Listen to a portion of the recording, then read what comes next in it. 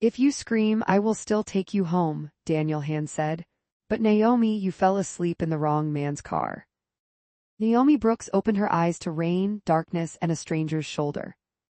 This wasn't her rideshare. This was a black luxury car with tinted windows. The man beside her was Korean, broad-shouldered, with short black hair and calm dark eyes. Naomi jerked away. Her hospital badge slapped against her green scrubs. She was a beautiful black nurse with long dark curls and tired eyes. But fear made her feel small. Naomi said, "Who are you?" The man answered, "Daniel Han." His voice was controlled. "And you have been asleep on my shoulder for 43 minutes. Rain slid down the windows. Naomi saw the door handle beside her. Unlocked. That should have helped. It didn't. Naomi whispered, "Are you going to kill me?" Daniel looked at her calmly. "If I wanted you dead, Miss Brooks, you would not have woken up."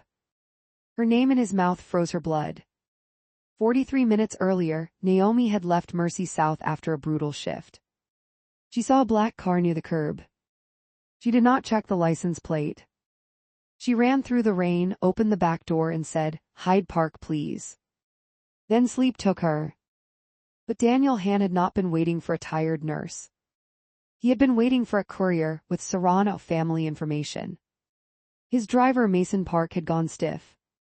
Mason said, "Boss, say the word." Daniel's hand moved toward the weapon under his coat. Then he saw Naomi's badge and the bloodstain on her sleeve. Not a spy. Not a threat. Just a woman who had mistaken danger for shelter. Daniel said, "Drive." Mason asked, "Where?" Daniel looked down at Naomi asleep against him. "Around the block." Now the car turned onto her street. Her apartment building appeared through the rain.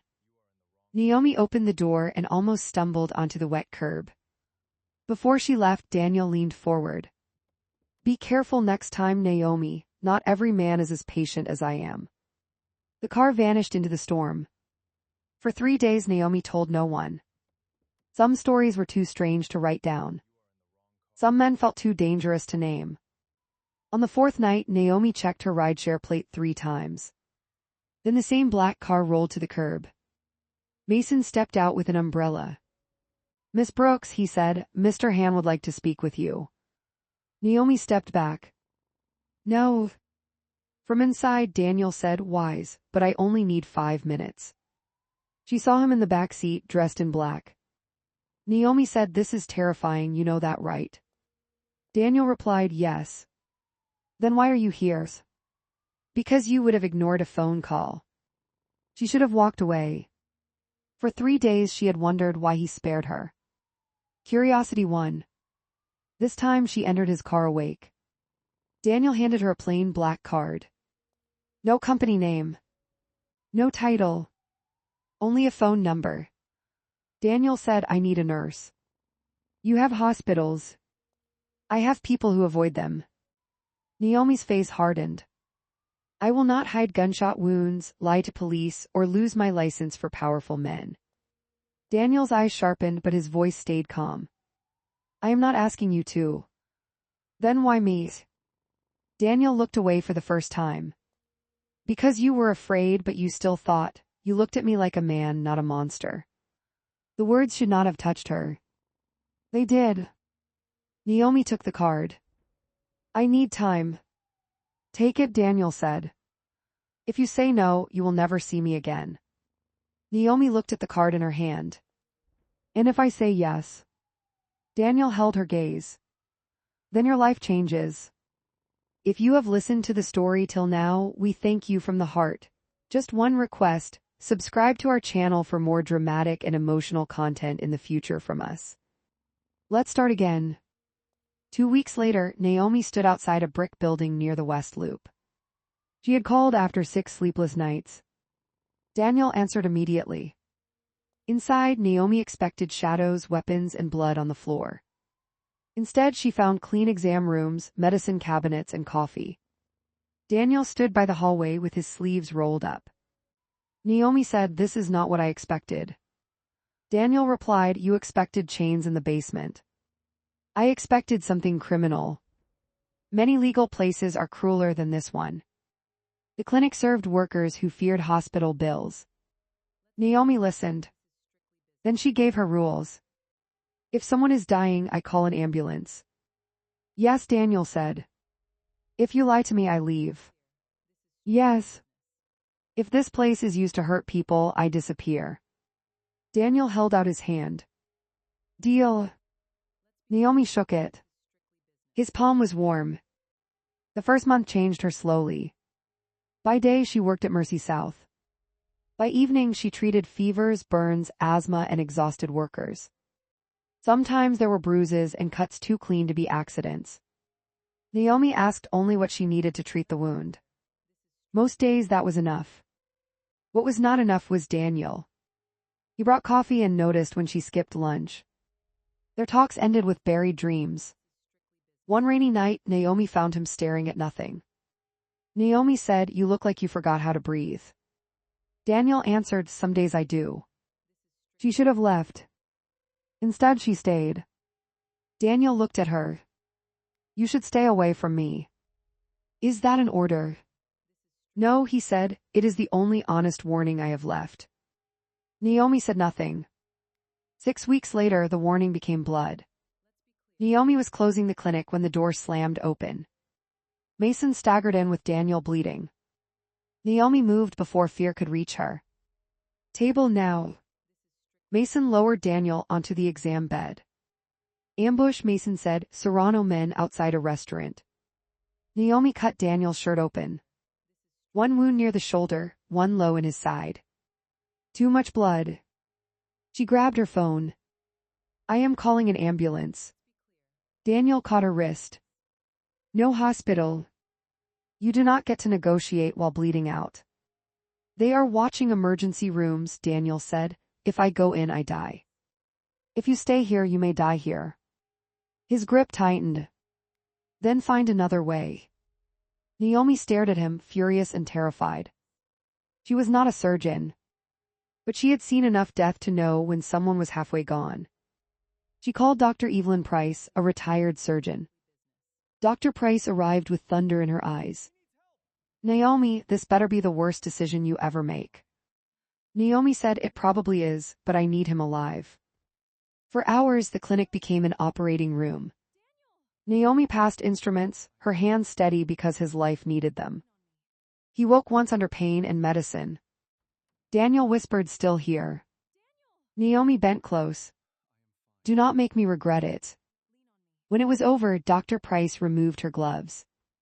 "He will live," she said, "but we need to talk about him." Naomi looked at Daniel's sleeping face. For the first time, she did not deny it. Daniel woke 3 days later in the clinic's back room.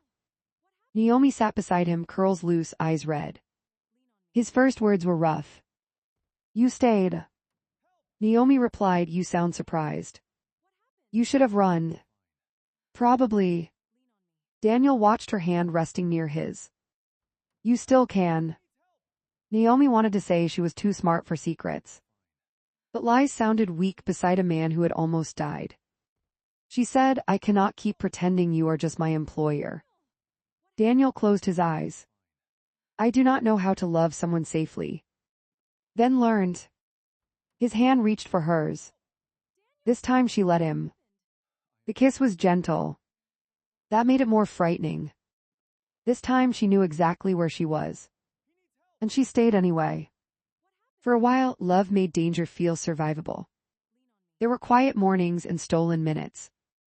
Daniel spoke about Soul, his father, and the mother who tried to save him. Naomi listened without pretending his past was clean. But peace built on secrets is still peace standing over a trapdoor. The Serrano family learned her name, address, and hospital schedule. One evening, Naomi found Daniel staring down at Lake Shore Drive. Naomi said, "Talk to me." Daniel did not turn. "They know everything about you." Naomi went still. Daniel said, "Where you work, where you live, your mother's address." The room tilted, but she moved closer. Daniel's voice cracked. "They will use you to break me, and I know how to stop them. That scares me." He turned. There were tears in his eyes. The man everyone feared looked terrified. Daniel said, I have done terrible things, but you are the first good thing I have had in years, and I do not know how to protect you without becoming worse. Naomi took his face in her hands. You are not only the worst thing you have done, but I have done enough. Then choose what you do next. His breath shook. What if the next choice cost me everything? Naomi looked toward the city lights. Maybe everything was already costing too much. The silence changed shape. Daniel touched her wrist. There is one way, no more war, but I would have to walk away. Naomi whispered, from what? Power, money, the dirty businesses, the name people fear. He looked like a man at the edge of himself. We leave Chicago, we start somewhere no one can reach us. I give them what they want and keep what matters. Naomi's eyes filled. Could you really do that? Daniel stepped closer. For you, Naomi, I could leave the whole world behind. Leaving was not simple. For 13 days, Daniel negotiated with allies and enemies. He sold what could be sold and burned what had to be burned. Naomi kept working, changing routes, with Daniel's second phone in her bag. Every buzz made her stomach tighten. On the 14th night, Daniel came to the clinic. The rooms were empty. Naomi found him where she had once placed her rules like a shield. Daniel said, this place saved me before you did. Naomi said, then let it be remembered for that. Mason arrived after midnight with a gray SUV. Naomi looked back at the life and danger she had chosen. Daniel opened the passenger door. Naomi said, no more secrets that decide my life without me. Daniel nodded. No more. No more choosing violence because it is faster. No more. She stepped closer. And if the past follows us? Daniel looked at the empty street, then back at her. Then we face it together. Naomi studied his face. She did not see innocence. She saw effort. For now, effort was enough. They drove south before dawn, leaving Chicago behind. Naomi placed her hand in Daniel's open palm. No promise could make them safe. No love could erase what had happened. But one wrong car had changed both their lives. Naomi had entered danger by mistake. Daniel had found mercy by accident. And somewhere between blood and impossible choices, they chose a different life. She thought it was over, then the envelope arrived, no return address, no name, just 4 words, we know what happened. Part 2 is coming. Subscribe to Black Voices Untold so you are there when it does.